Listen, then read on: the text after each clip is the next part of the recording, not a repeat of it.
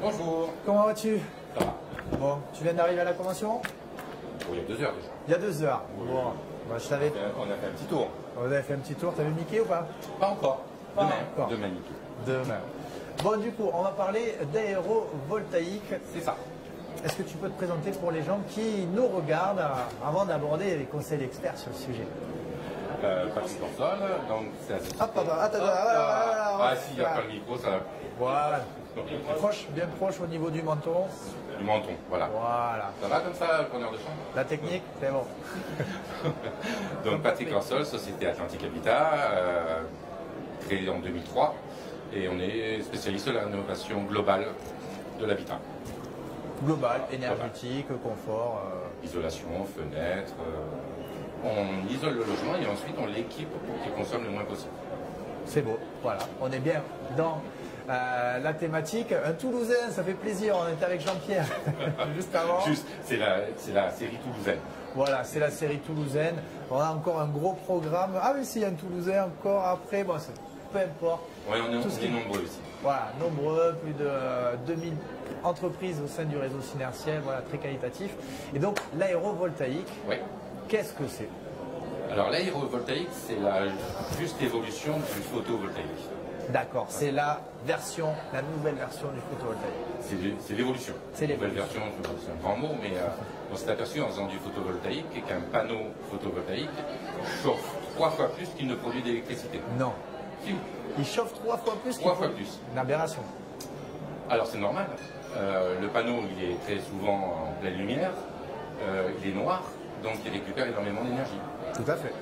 Ce qui pose un problème à un moment donné sur les panneaux photovoltaïques, puisque quand ça chauffe trop, ça fait baisser le rendement.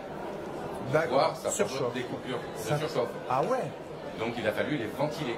Mais on a ça partout, des coupures sur les panneaux ou c'est... C'est normal, ça fait normal. partie du fonctionnement d'une cellule photovoltaïque. À un moment donné, Sécurité. quand elle est trop chaude, D'accord. ça coupe la connexion. Et Ok. donc on produit. Ok. Bon après, ça arrive vraiment dans des conditions très spécifiques.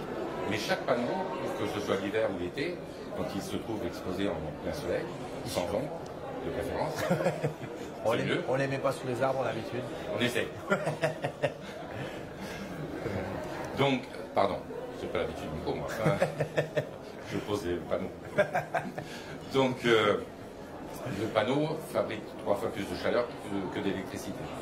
On s'est aperçu qu'il fallait ventiler ces panneaux pour qu'ils puissent fonctionner et continuer à avoir un bon rendement. D'accord. Et pour les ventiler, on a mis des bacs dessous pour faire passer de l'air. D'accord. Et en faisant ça, on s'est aperçu que cet air était chaud.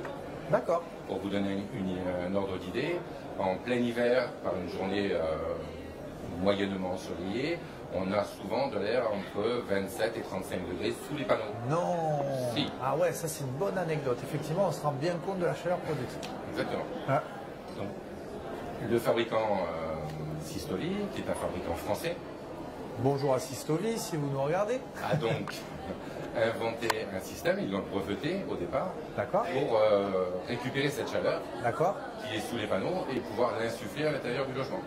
D'accord.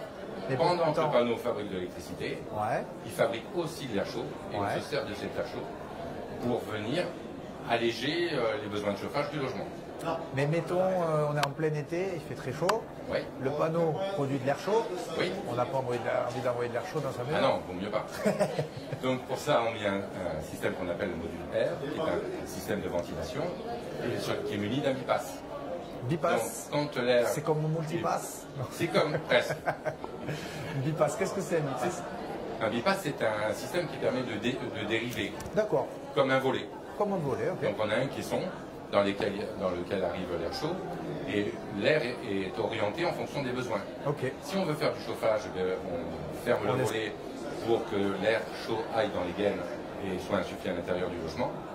Et lorsqu'on ne veut pas que ça rentre dans le logement, à ce moment-là, on met le volet dans le sens inverse de façon à ce que ça soit rejeté en peinture. Super. Mais on continue à ventiler les panneaux. Donc on continue à augmenter le rendement des cellules photovoltaïques. Génial.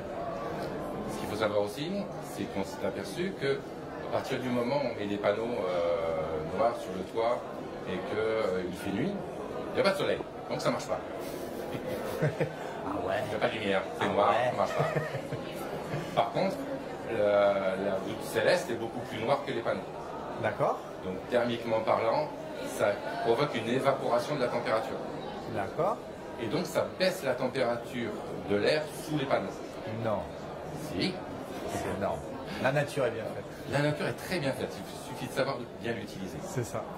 De préférence sans consommer d'électricité. C'est ça. Donc à partir de là, on s'aperçoit que sous les panneaux, l'air au lieu d'être plus chaud que l'air extérieur, il devient plus froid que l'air extérieur. Et là, moins chaud en tout cas. Donc on arrive à avoir jusqu'à 3 degrés d'écart entre la température de nuit, par exemple 20 degrés, il fait 17 degrés sous les panneaux. Comme le logement pendant toute la journée en été, il a eu tendance à se réchauffer, surtout s'il est bien isolé. ouais, c'est j'allais dire, tu bottes la blague de la bouche. Donc du coup, eh bien, on insuffle, on refait basculer le volet de façon à insuffler de l'air plus frais que l'air du logement, et donc on rafraîchit le logement. C'est génial. On ne parle pas de climatisation. Ouais. D'accord. Mais Mais on réutilise. moi j'ai des clients qui sont absolument ravis d'avoir ce rafraîchissement en plein été, au lieu d'avoir les fenêtres ouvertes avec les moustiques et tout le reste, ou le bruit, ils se trouvent avec une température qui est tout à fait satisfaisante pour dormir. C'est génial. Il y a un autre avantage encore sur l'aérovoltaïque. Non mais on peut y passer des heures. Ah oui.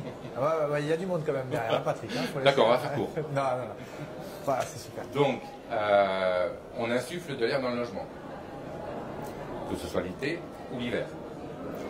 Et à ce moment-là, on crée une légère surpression dans le logement, Eh oui.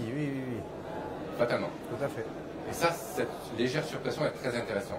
D'accord. C'est le système de ventilation anglo-saxon, ce qu'on appelle la ventilation positive, qui permet de repousser l'humidité À vers l'extérieur. l'extérieur. Et donc de ne plus avoir tous les inconvénients qu'on connaît d'un logement trop humide Ah ou mal ventilé. Tout à fait.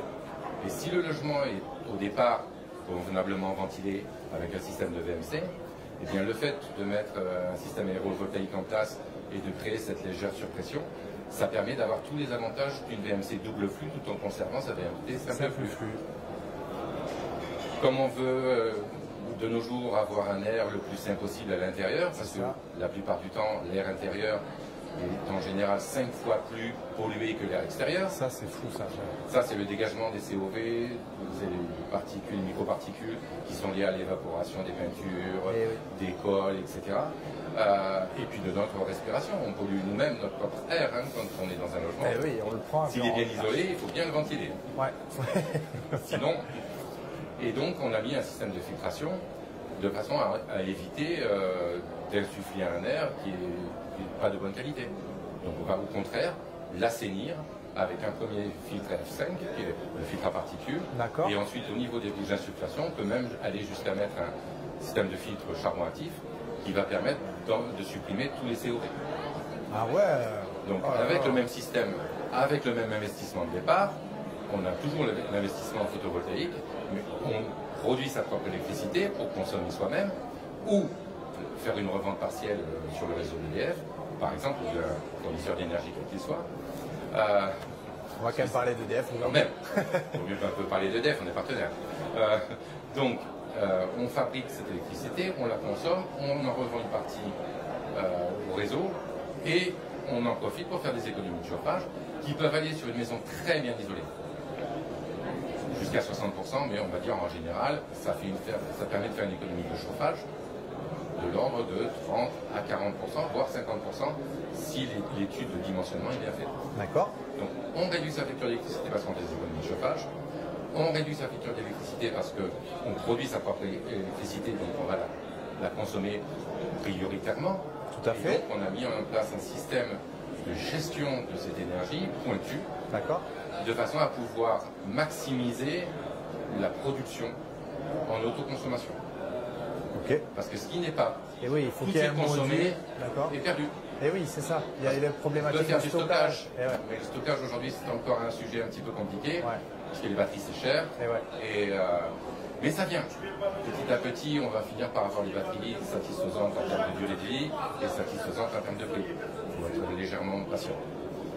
Pour le moment, on fait de la gestion, c'est-à-dire qu'on a un système, un logiciel, qui permet de faire en sorte que la maison consomme en priorité l'énergie fournie par les panneaux. Et ensuite, on va faire un historique. C'est-à-dire que les clients ont à leur disposition sur leur smartphone ou sur leur PC une application qui leur permet d'avoir l'historique complet de ce qui s'est passé sur l'installation. De la production et de la consommation. De la production, de la consommation. Oh, c'est génial. Ce qui permet d'adapter ses habitudes. Ah, j'ai presque envie de te demander de me montrer ça sur le téléphone. Mais là, mais c'est pas un souci. Ah, mais c'est pas un souci. Ah ouais, je veux bien voir ça. On va pas l'avoir en direct là. Ah, puis ça, on peut le montrer, hein, mais bon. Et pour nous, en tant que professionnels, on a aussi, grâce à cette application, la possibilité de faire de la hotline. C'est-à-dire que si le client... Donc là, tu as la performance et la consommation des installations de tous tes clients, Patrick? Alors, j'ai pas la main sur chaque client. D'accord. Que le client me donne la permission d'aller... Bien sûr, RGPD, oui. Mais même avant le RGPD, c'est normal. On ne va pas prendre la main sur une installation. C'est de la propriété privée. Donc, il faut que le client nous donne la main. Ouais. Mais une fois que le client nous a donné la main, à ce moment-là, on a notre petite application qui nous permet d'intervenir directement sur l'installation ou en tout cas d'en faire le diagnostic. C'est Sistovi aussi qui propose l'application avec les panneaux. Bravo. Et il y a une application qui est téléchargeable, qui est gratuite, que ce soit sur Android ou sur le monde Apple, et qui permet, vous voyez, par exemple, là, d'avoir une idée de ce qu'est cette application, puisqu'il y a des maisons témoins. Il va nous faire un zoom, genre, rien n'est frais à la technique, c'est... Ça va être dur, non? Ouais, bah voilà alors.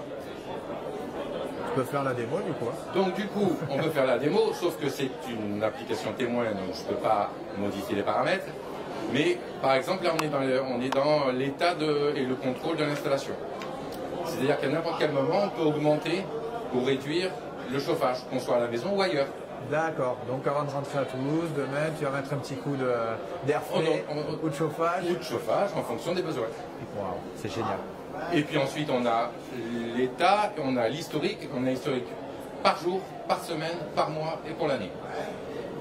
Donc comme ça permet d'avoir des résultats qui sont transparents vis-à-vis du client, puisqu'il a lui-même l'historique de sa consommation et de sa production. C'est génial. On vend encore des panneaux photovoltaïques sans aéro ou ça signe la fin de... Non, alors, après, chacun va trouver l'intérêt qu'il a envie d'y trouver. Le photovoltaïque aujourd'hui, principalement, c'est faire de la revente totale. D'accord. Ou parfois de l'autoconsommation. D'accord. Mais grâce à l'évolution de la législation aujourd'hui, il faut savoir qu'on n'est plus obligé d'intégrer par exemple les panneaux de voiture. On peut les mettre en surimposition, ce qui évite tous les problèmes d'étanchéité, de surchauffe des panneaux, etc. Donc c'est une très bonne chose. Et puis ça permet d'avoir une plus grande liberté dans la disposition des panneaux sur la toiture. Parce qu'en intégration, c'est compliqué. Hein, on enlève les tuiles, ça limite la mise en application des panneaux. Là, en surimposition, on est beaucoup plus libre. On peut mettre les panneaux comme on veut. Quasiment, l'essentiel, c'est qu'il y ait de la surface et pas d'ombre. Et pas d'ombre. La seule chose, c'est l'ombre. Voilà. On a vu AB espace vert, s'il y a des arbres trop grands. Ils vont nous faire un élagage. Antoine. Maintenant, on va essayer de garder les arbres quand même. On va essayer de garder les arbres. En tout cas, merci beaucoup Patrick pour ces conseils et ces informations sur l'aérovoltaïque. Ça a l'air d'être un système qui est vraiment hyper séduisant, vert, qui réutilise vert. Pour nous, c'est la vie. Ah ouais. C'est vraiment la vie. Sur une maison qui est bien isolée au départ, sur laquelle on a fait des travaux d'isolation qu'on a rendu performante, on va pouvoir maximiser cette performance et faire en sorte que les gens aillent de plus en plus vers l'autoconsommation, que ce soit électrique ou chauffage. Parce que tout le monde n'a pas de chauffage électrique. Il y a des gens qui ont chauffage gaz, chauffage fuel. Et oui, tout à fait. Et oui, il faut penser à eux aussi en termes d'économie. Tout à fait. Voilà.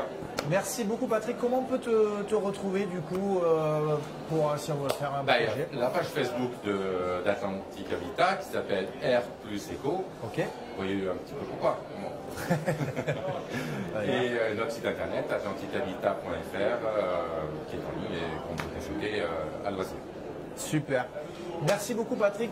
Mettez-nous des gros pouces, des gros cœurs et des gros partages si vous avez apprécié donc, ces conseils sur l'aérovoltaïque. Moi en tout cas j'ai adoré. Merci beaucoup Patrick. C'était avec plaisir. Il me tarde d'en parler dans quelques années avec toi et je suis sûr que ça va être une technologie dans quelques mois. Mais voilà, je suis sûr que ça va être une technologie qui va apporter beaucoup à chacun et à l'environnement. Donc, puis on salue encore Sistovi, c'est eux qui ont déposé le brevet. Quoi. Oui. Après, il y a d'autres brevets encore, parce qu'on arrive même aujourd'hui à faire du stockage d'air chaud dans les combles, de façon à chauffer, y compris la nuit, pendant 5 heures. Ça sera le sujet d'un prochain interview. C'était bien. Merci beaucoup, Patrick. À bientôt.